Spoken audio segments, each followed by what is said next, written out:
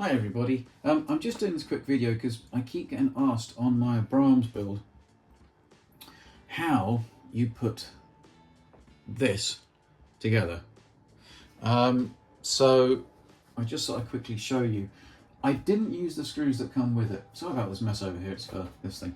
I didn't use the screws that came with it, little black ones. I have no idea how you use those because there's no instructions on it. But what I did was I got a little nut and a bolt, and it's from this set. I had them for so long now, and I got them from a shop called Maplin's, which has gone bust long ago in England, Britain. So I'm sure you can find them somewhere. I've got to find some replacements actually, I'm running out. So if anybody knows, let me know. And I've used this. I have glued the little nut into the bottom of the actual gun unit, and then the bolt goes through the bit that goes in the tank, and I'll just quickly show you that now. So if I just grab this, I haven't stuck this yet. I'm probably not going to stick this actually because it fits in quite well. Actually fits in quite well, so I'm going to leave that like that. Now you can't see, but under here I drilled right the way through and made a complete hole right the way through, and then I made it snug enough so I could put the little bolt in, so it comes the little nut in there. So, and I try to see if I've got some pictures of this so I can put at the end of this video when I was building it. But if you can see, there's a little screw or the bolt, and I put some thread lock on this because I don't want it coming undone. But like I say, it doesn't matter because I've made it so that it's magnetized to the tank. I haven't attached it permanently because what I was going to do, this is going to fall apart, I was going to do this one and I could interchange them. But to be honest with you, I prefer, I'll put this here for a minute, you can have a look. It's just resting, it's not stuck. And I'll do the same on this. So, and in fact, I'll show you what I mean. It's a bit easier to see. So this little bolt goes up. Ooh, don't want to tug it because I don't want to pull it out. Okay. So can you see? So I drilled right the way through. Yeah. For that nut. The red stuff on it is the thread lock. Okay, so I'll put it around that way. And there's two little washers on there as well to just spread the load a bit. I can't remember if no, I didn't cut it down. So I think that's oh, maybe I did cut it down a bit, or it's a smaller bolt. You might need to cut it down a bit, the actual bolt going through, because it might be a bit too long. So there's that. I'll just put that like that so you can see it. And then the nut, this is a bit tricky to see. The nut is in there. So the little nut, you see, goes in there, and you push it down and you stick it in. All right, with resin or super glue. And it goes to the top, and then, so this is the ammo box and this is the top bit. I put a cover over the top. If you could see underneath that cover, the nut would be there. Okay, so the nut will be in there. This is the bottom of the unit, and the bolt comes up through the other unit and goes in there, which then holds them both together. Yeah? So just see, let me try and get as close as I can. It's just in there. Come on, focus, not on me. And that's all I did. And I think it's more of a permanent solution for it. And then basically, you just put that there. I need to put some thread lock back on again because I don't want it coming apart. And you just, where is it? Just screw it together. But put the two washers in because I think it just spreads the load. You don't need to tighten up that much because you still want it to move, and you don't want it to, if you screw it too much, you could smash the 3D print. But you see, by doing that, it still turns around. You still sort of have a functioning unit. It's not, like I say, it's not radio controlled. Someone might know how to do this if it's radio controlled, but it means probably bringing it through here. And I didn't want to do that. I want to make it so I can still take it off for moving it around the place, but also for I was going to swap it over and put that one on, so we could alternate it. So there, and that's what it looks like together.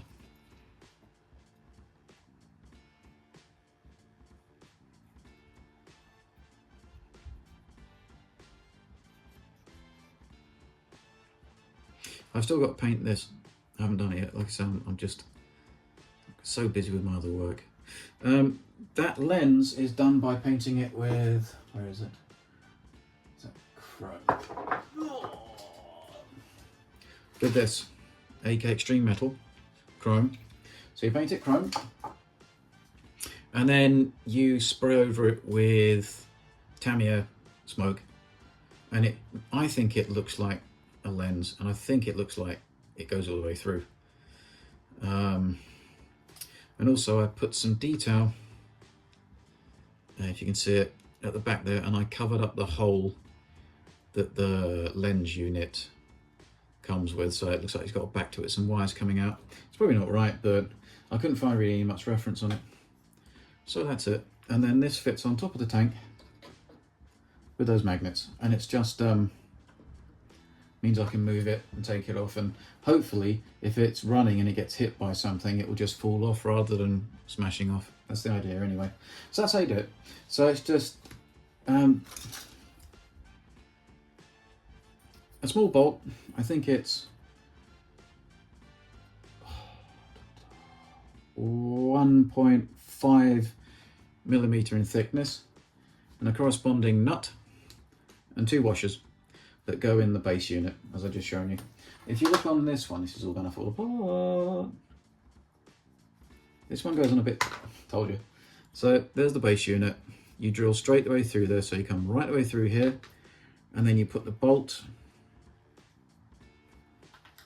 So you drill, and then you drill right the way through here, and then put the bolt into there, and then glue it in. And then you can just put the 2 units together, which works. Let me just leave that there. I'm not going to even try and attempt to put this back together again, because this all needs to be stuck, and I'm not going to do it. Not yet, because I'm not sure I want to use it actually. Yeah, so that's the night vision viewer thing. This all goes together. So you got, these are separate parts, but I've strengthened them up a bit because they were very loose. And this you couldn't really move up and down, because this should really go up and down with the gun, but it can't. So anyway, but it's all very nice to look. I mean, it's good detail. Here's where I've drilled through from the bottom of the unit to place the bolt in. And here's the nut glued into the top. So you can see where the bolt goes into the nut through the top. This is the bolt, which is 1.5 millimeters thick, and I think it's like 10 centimeters. I may have chopped it down a bit. 10 millimeters, you'd say. This is the bolt going through the bottom of the base unit, up into the nut, which is on the top of the top unit where the machine gun fits in. And then I'll put some plastic card over the top to hide it. Now, I don't know if you had to see this.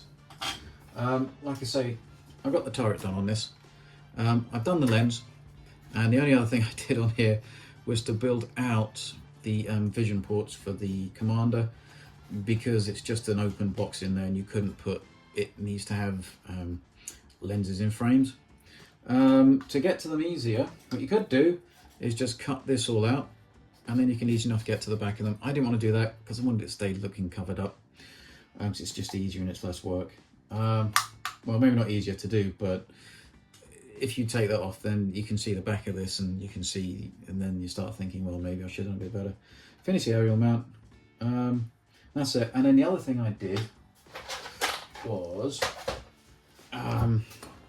to cut out the from the back with a grinder, the side skirts, so they look detached, so they're separate units, so to speak, because that's how they actually are in the real tank.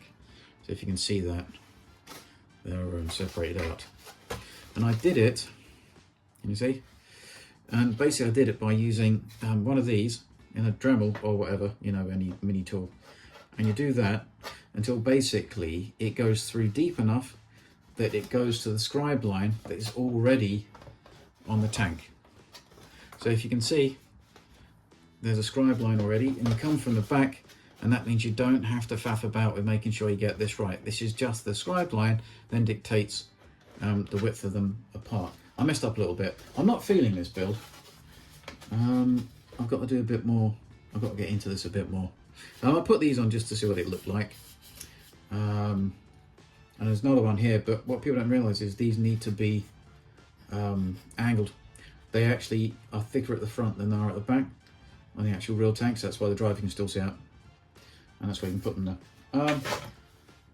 So yeah, that's all I've done in this really.